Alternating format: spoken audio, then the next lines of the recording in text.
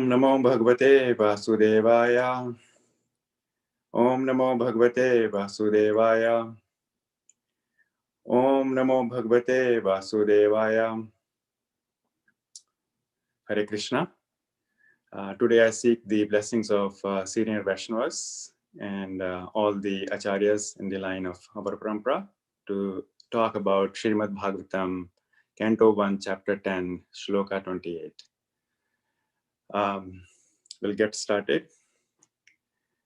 Nunam mritasnana huta dineshwaraha samarchito hi yasya grihita pranibihi pibanti ya sakhi adra mritam muhur prija satriyaha samur muhur yat asyaha Nunam mritasnana huta dineshwaraha samarchito hi yasya grihita panibihi pibanti ya sakhi adra mritam muhur Vrija Satriyaha Samumuhur Yat Asyaha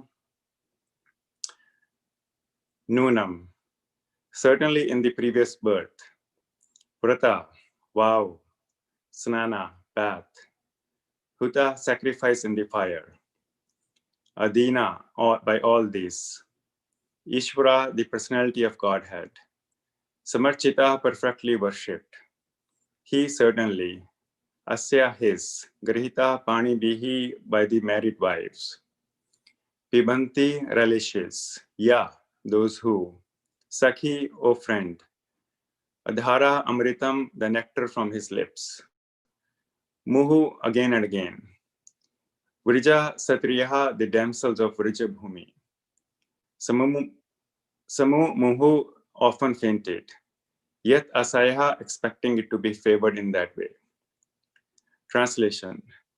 O friends, just think of his wives, whose hands he has accepted.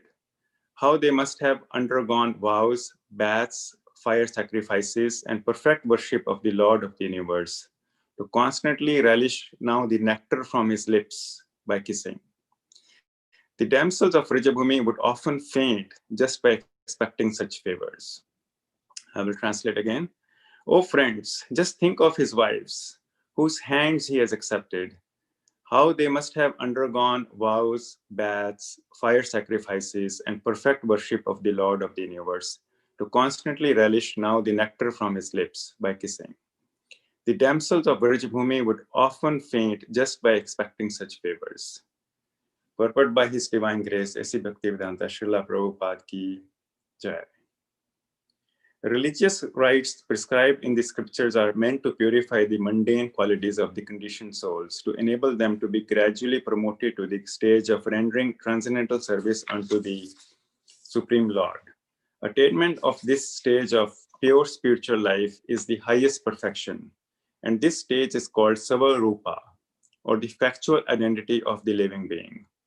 Liberation means renovation of this stage of Savarupa. In that perfect stage of Svarupa, the living being is established in 5 phases of loving service, one of which is the stage of Madhurya Rasa, or humor of conjugal love. The Lord is always perfect in himself, and thus he has no hankering for himself. He, however, becomes a master, a friend, a son, or a husband to fulfill the intense love of the devotees concerned.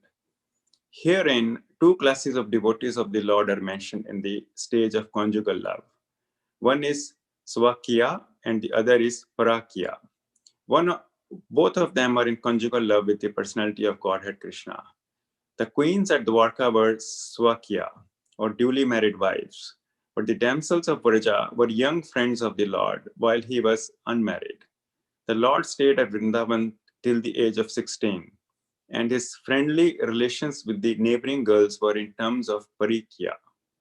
These girls, as well as the queens, underwent severe penances by taking vows, bathing, and offering sacrifices in the fire, as prescribed in the scriptures. The rites as they are not an end in themselves, nor are fruitive action, culture of knowledge, or perfection in mystic powers ends in themselves. They are all means to attain to the highest stage of Svarupa, to render constitutional transcendental service to the Lord. Each and every living being has his individual position in one of the above mentioned 5 different kinds of reciprocating means with the Lord. And in one's pure spiritual form of Swarupa, the relation becomes manifest without mundane affinity. The kissing of the Lord, either by his wives or his young girlfriends who aspire to have the Lord as their fiancé, is not of any mundane, perverted quality. Had such things been mundane, a liberated soul like Sukadeva would not have taken the trouble to relish them. Nor would Lord Shri Chaitanya Mahaprabhu have been inclined to participate in those subjects after renouncing worldly life. The stage is earned after many lives of penance.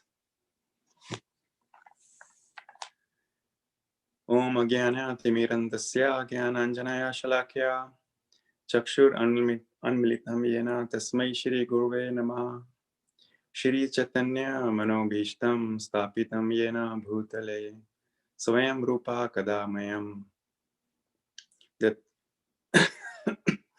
Datatki Swapadantikam Vandeham Shri Guru Shri Gurun Vaishnu Vandeham Shri Guru Shri Utapadakamblam Shri Gurun Vaishnavam Cha Shri Rupam Sagrajatam Sahagana Raghunatvitam Tam Sajivam Sadvetam Sabdutam Prijna Sahitam Krishna Chaitanya Devam Shri Radha Krishna Pradhan Sahagana Shri Sahagana Lalita Shri Vishakhanvitam Cha He Krishna Karuna Sindhu Dino Bandho Jagatpate Gopisha Gopika Kanta Radha Kanta Namosute Tapta Kanchana Gaurangi Radhe Vrinda Vineshwari Vrishabhanu Sute Devi Pranamani Hari Priye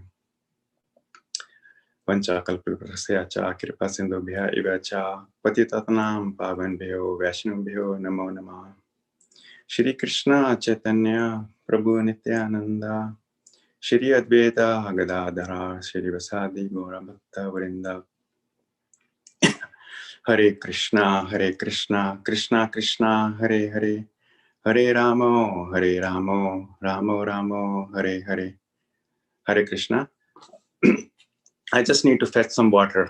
My throat is having an itch.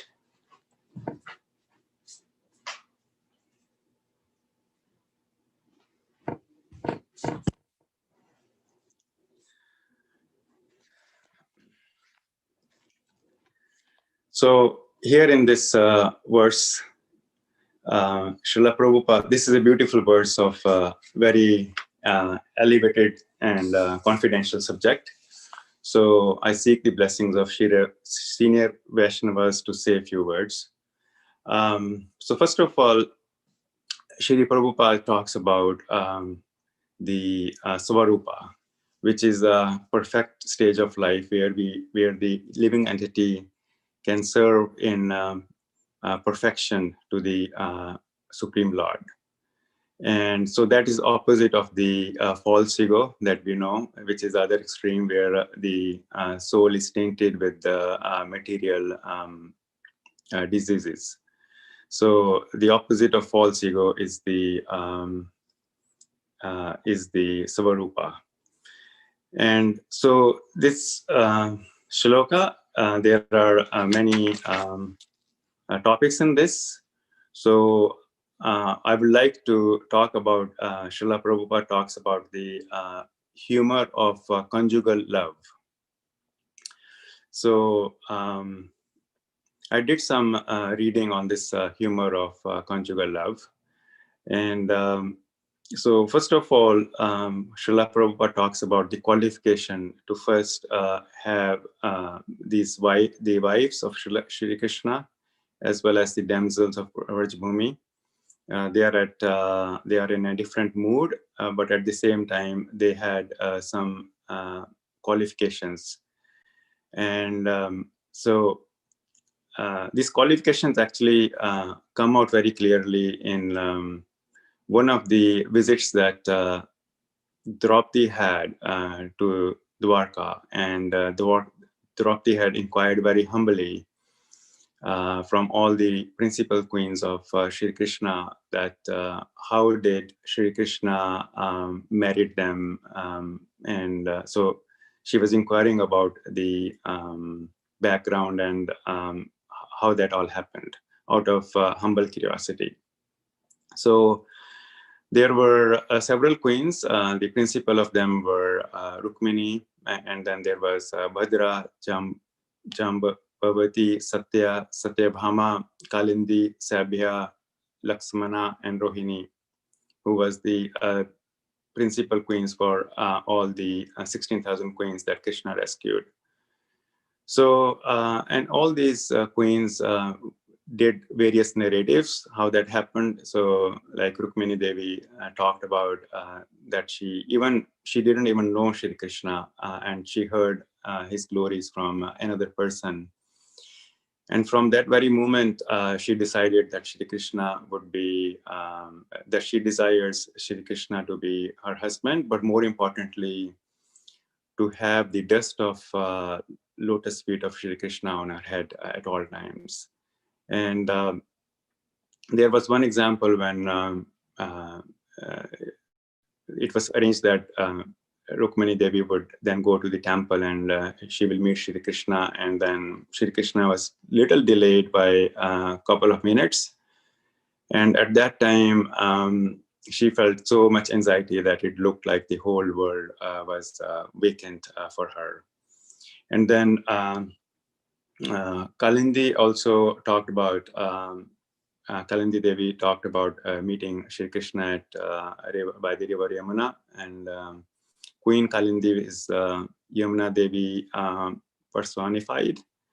And so from the beginning, she remained underwater in a place built by her father, and she was 100% focused on the lotus feet of Shri Krishna, and she vowed not to even come out of the water to see any other worldly possessions, and she was eagerly waiting for Shri Krishna. And then when Shri Krishna and Arjuna came there came to the forest by the bank of river Yamuna, at that time she came out and expressed her desire. And then Rohini also talked about the 16,000 queens that Shri Krishna married, and they were rescued by Shri Krishna by killing Bhamasura. And that was a great rescue. And then, even though in the eyes of the society, people might think that they didn't deserve to be the queens, but then Shri Krishna, without any deviation, expanded himself and built 16,000 different palaces with them, and expanded himself in 16,000 forms. So there was a lot of exchange between Draupadi and the queens. And at that time, there were 5 different themes that came out in these qualifications. So first theme was that all the queens had no other shelter. They just took the shelter of lotus feet of Krishna, and only desired the dust of Lord Krishna's feet on their head, and no other desire. Whether Shri Krishna loved them or not was not their primary concern. Their concern was that their love for Krishna is perpetually increasing, and so they took the shelter of the lotus feet.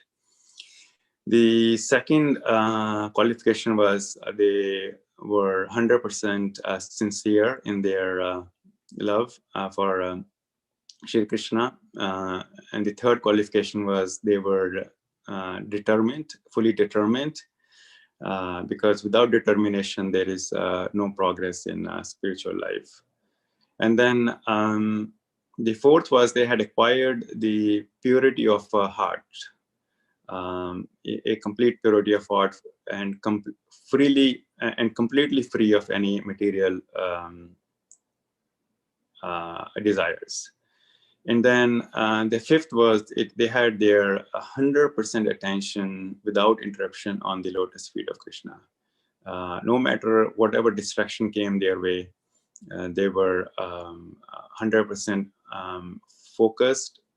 And their attention was sincerely with determination and with pure hearts was on the lotus feet of Krishna. So those were the 5 qualifications that came out from this discussion between Draupadi and the principal queens of the Krishna.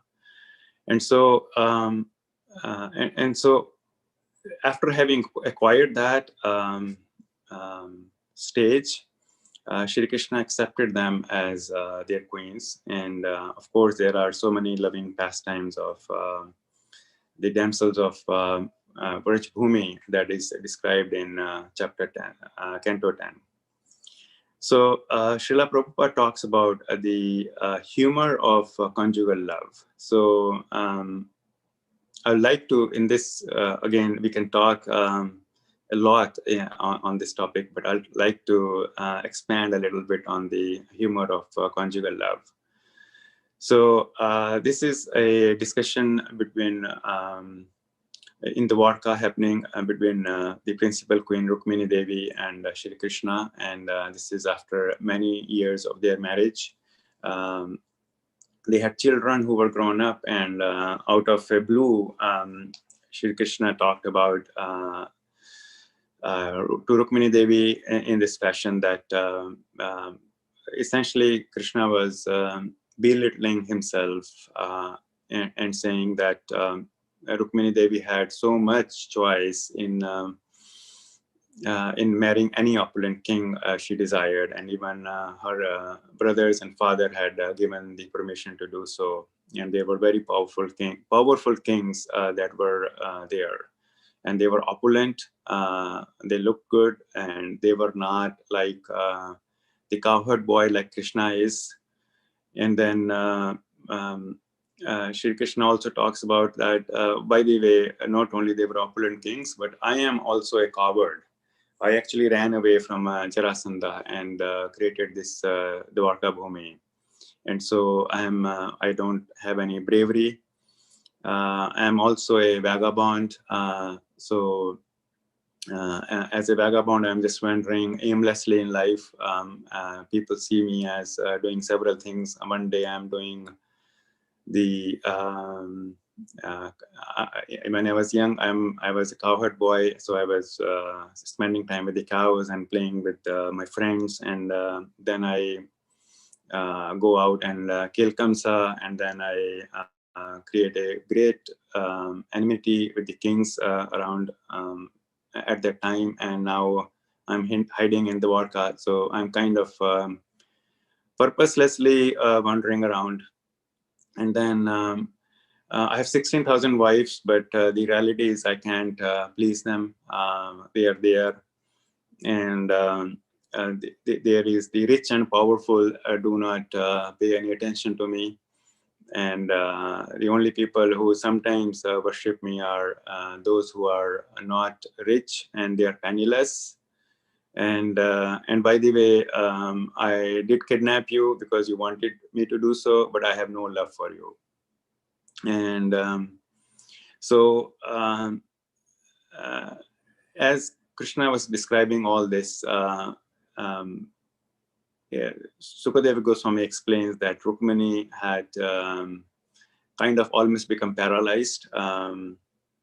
She seemed to feel the pain of separation, but also she was anxious. She just felt like fell down on the floor like a banana tree, and then she also lost a lot of weight. Her bangles on her arm became big, like her arm had actually shrunk, losing weight out of anxiety.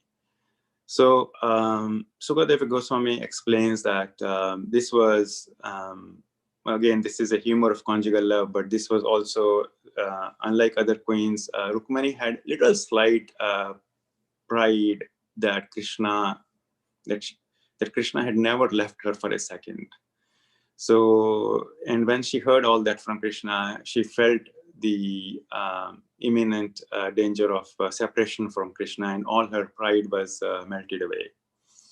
So even even though there might be little pride, Krishna takes, and when the pride is mixed with love, Krishna takes within a moment's notice, Krishna can melt away that pride. Then Krishna started to talk about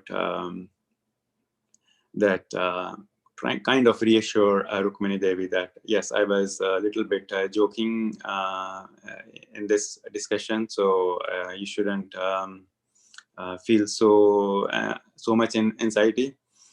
And at that time, that was the point when Rukmini Devi recovered her senses, and kind of after her pride melted away, then she understood that what Krishna was talking about. So so she replied, this is a beautiful pastime for us devotees and aspiring devotees, that Rukmini Devi then talked about and answered most of or all of the points that Krishna made. So and she talks about that, yes, Krishna, you say that there are opulent kings, but really in this material world, the kings are the five senses. And you are the Rishikesha, you are the king of those senses. So these kings that appear opulent, they are actually the servant of the five senses, and the five senses are the kings, and you are the Rishikesha of those senses. So even though they may appear as opulent kings, you are the king of the kings. And yes, you're seen as a vagabond, and so are your devotees in the eyes of the material world, because how devotees live their life, a materialistic person cannot understand, and in their eyes, it seems like it seems like that there is no aim. But yes, there may be no material aim, but the devotees are in complete trance, trying to achieve the highest perfection of life, and they don't have anything material, and because they don't have anything material, or they're akinchanas, that's when they can receive your love, which is the highest perfection of life. And even though you may appear like you've left the damsels of Vrindavan, but actually I know that you are. This is a pastime to increase the love in the hearts of the gopis, in the love of separation, and so. So that's not you're leaving them in agony, but this is a means to increase the love. And then, yes, you have kidnapped me, and you say that you have no love for me, but I know you're self-satisfied. And whether you love me or not is a different topic, but all I desire is that my love is remain always pure and always increasing for you. And out of your causeless mercy, you have decided to accept me as and other queens as your husband.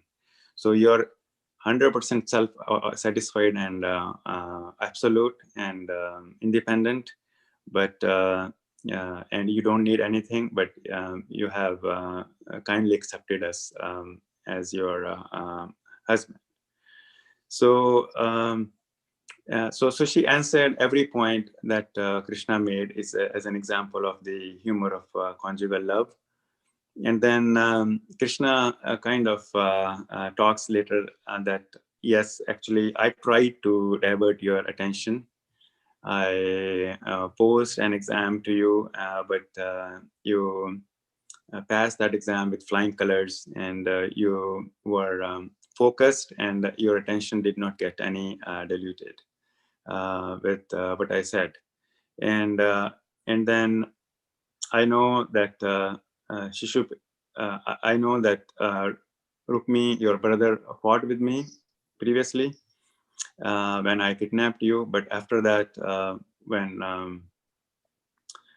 he was offending in another setting, Lord Balram killed him. My brother killed your brother, and still you tolerated that because of your unalloyed devotion towards me. And as a result, you have purchased me.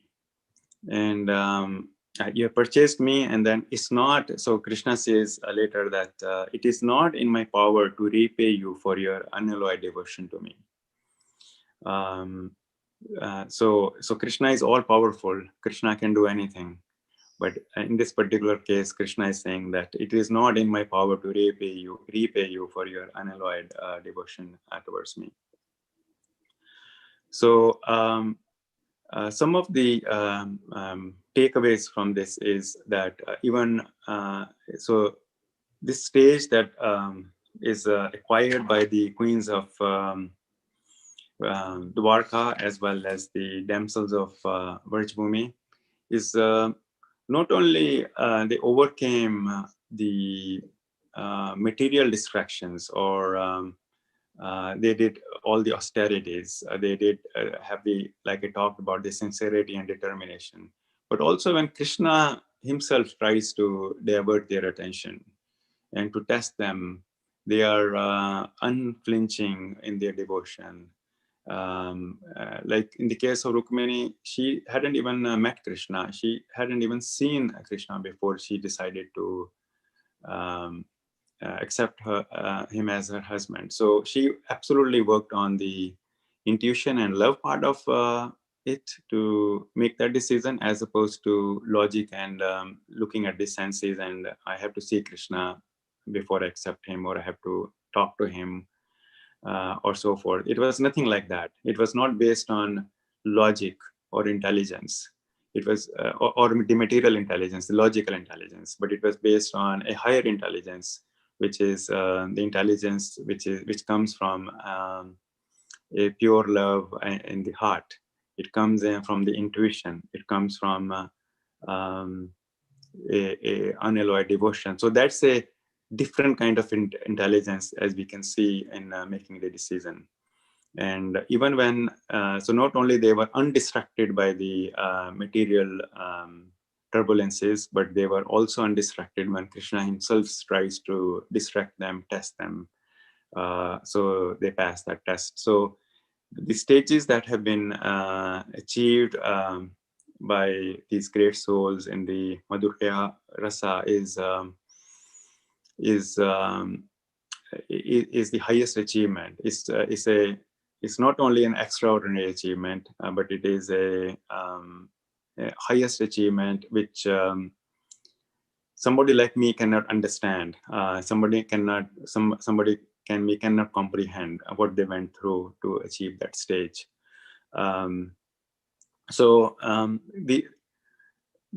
are many topics in this, but I'll pause here and open it for discussions or any reflections or comments from any devotees.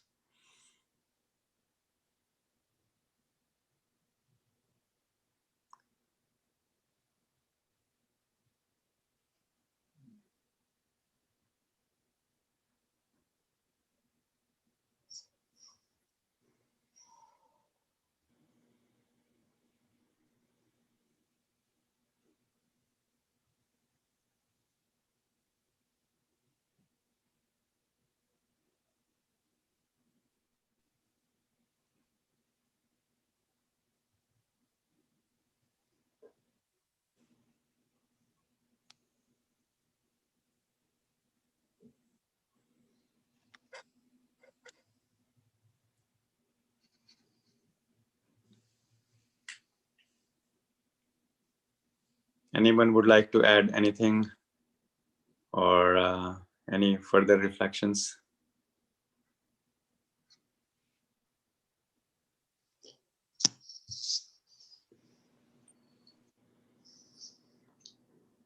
Hare Krishna, Prabhuji, please accept my humble obeisances. All glories to Srila Prabhupada. I was just remembering what you said about Kalindi. Kalindi is Yamuna personified. Yes, Mataji. But she is described as a daughter of a sun god, the Surya Putri. You know. Correct. Oh, I see. Yeah. And then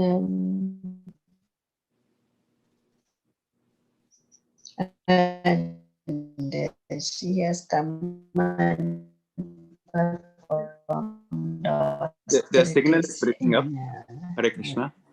Renu is the daughter of Surya. I mean, Yamuna is the daughter of a sun god. That means Yamuna. Correct. Okay. Correct. Okay. Yes. So yes, Thank that is you. correct. She is the daughter of sun god, and the sun god had built a little place for her to live underwater. In yeah. That was thank you. That was interesting. Yeah, that is so Mataji. The source is the Krishna book.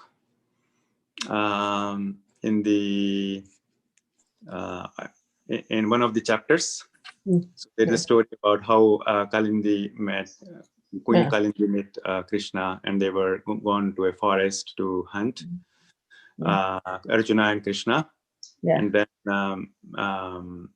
actually she prayed to Arjuna to talk to Krishna to accept her as his wife, because he knew Arjuna is a great devotee. So that was in the Krishna book. Yeah. Okay. In one of the chapters. Thank you. Thank you.